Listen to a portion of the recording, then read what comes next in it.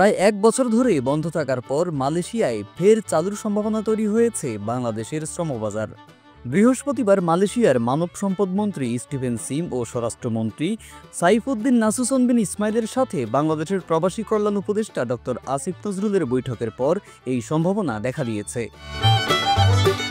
ওই বৈঠকে আসিফ নজরুল মালয়েশিয়ার শ্রমবাজারে কোনো প্রকার শর্ত ছাড়া বাংলাদেশ থেকে কম খরচে শ্রমিক পাঠানোর বিষয়ে কথা বলেন। এ বিষয়ে বৃহস্পতিবার প্রবাসী কল্যাণ উপদেষ্টা আসিফ নজরুল নিজের ভেরিফাইড ফেসবুক আইডিতে দেয়া এক ভিডিও বার্তায় বলেন, গত বছর শেষ মুহূর্তে যেসব বাংলাদেশি শ্রমিকেরা মালয়েশিয়ায় যাওয়া আটকে গিয়েছিল তারা খুব শিগগিরই মালয়েশিয়ায় যেতে পারবেন। আসসালামু আলাইকুম। আমি গত পরশুদিন মালয়েশিয়াতে এসেছি 2 দিন আগে। এর মধ্যে মালয়েশিয়ার 3 জন মন্ত্রীর সাথে বৈঠক হয়েছে। মালয়েশিয়ার যে স্বরাষ্ট্রমন্ত্রী আছেন এবং হিউম্যান রিসোর্স মন্ত্রী আছেন ওনাদের সাথে আনুষ্ঠানিক বৈঠক হয়েছে। ট্রেডের যে মন্ত্রী আছেন ওনার সাথে অনানুষ্ঠানিকভাবে আলোচনা হয়েছে।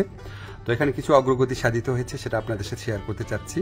প্রথম খবর যেটা আপনারা জানেন, গত বছর মালয়েশিয়ার প্রধানমন্ত্রী আনোয়ার ইব্রাহিম সাহেব বাংলাদেশে গিয়েছিলেন। উনি বাংলাদেশের এখন যে আপনার অন্তর্বর্তী সরকারের যে আমাদের প্রধান উপদেষ্টা আছেন ডক্টর মোহাম্মদ ইউনূসের ব্যক্তিগত বন্ধু। তো উনি তখন প্রতিশ্রুতি দিয়েছিলেন যে গত বছর যেই বাংলাদেশি শ্রমিকরা মালয়েশিয়াতে আসতে পারে নাই শেষ মুহূর্তে, তাদেরকে উনি মালয়েশিয়াতে আসার সুযোগ করে দিবেন। এটা নাম্বার ছিল 17,000-এর মতো। তো এটার ভিত্তিতে আমরা অনেক আলোচনা করেছি। তো তারা বলেছে তারা ব্যাচ ওয়াইজ নিবে। তো প্রথম ব্যাচ হিসাবে 7,926 জনের তালিকা ওনারা চূড়ান্ত করেছেন এবং এটা খুব অল্প সময়ের মধ্যে ওনাদেরকে মালয়েশিয়াতে কাজ করার সুযোগ দেওয়া যাবে, এই প্রক্রিয়া শুরু করে দিয়েছেন ওনারা। সেকেন্ড যে নিউজটা, ভবিষ্যৎ কর্মসংস্থানের ক্ষেত্রে আমরা বিভিন্ন সূত্রে জেনেছি আগামী কয়েক মাসে মালয়েশিয়া 1 থেকে 1.5 লক্ষ বিদেশি শ্রমিক নিতে পারে।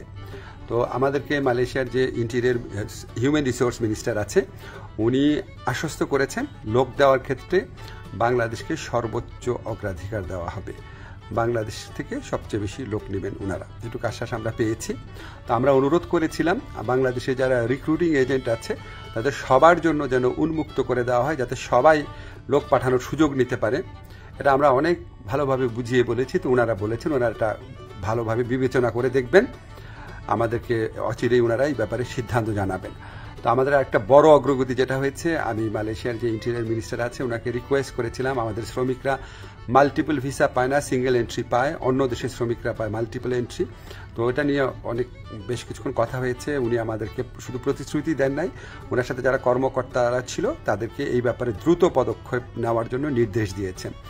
আর আমি বলেছি যে মালয়েশিয়ার যারা ইরেগুলার হয়ে গেছেন, যে শ্রমিক ভাইরা আছেন তাদেরকে রেগুলারাইজ করা বা বৈধ করা যায় কিনা। তো ওনারা বলেছেন ওনারা মাঝে মাঝে এটা করেন, আর গত বছর করেছেন।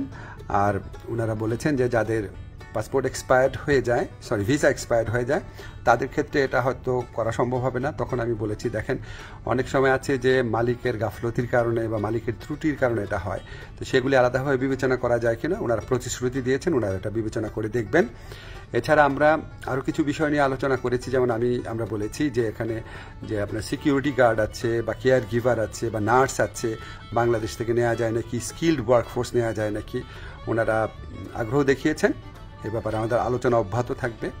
তো আমরা মোটামুটি আশাবাদী এবং আমরা মনে করি যে এই যে এতটা ফলপ্রসূ একটা আলোচনা হলো, সেটা আমাদের প্রধান উপদেষ্টার অবশ্যই উনার বন্ধুত্ব, উনার গাইডেন্স আছে, উনার যে বন্ধুত্ব আছে মালয়েশিয়ার প্রধানমন্ত্রীর সাথে, উনার যে গাইডেন্স আছে আমাদের প্রতি, আপনাদেরকে জানাচ্ছি ব্যক্তিগতভাবে উনি মালয়েশিয়ার শ্রম বাজার নিয়ে ব্যক্তিগতভাবে উনি আমাদেরকে নির্দেশনা দিচ্ছেন, বৈঠকে বসছেন, ওনার কথা মতোই আমরা কাজ করছি।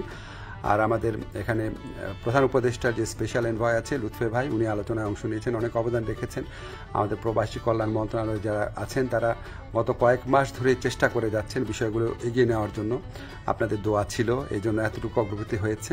আপনারা দোয়া করবেন আমরা যেন মালয়েশিয়া যারা শ্রমিক ভাই আছে বা যারা আসতে চান তাদের জন্য সত্যিকারের কল্যাণকর কিছু করতে পারি। ধন্যবাদ আপনাদের সবাইকে।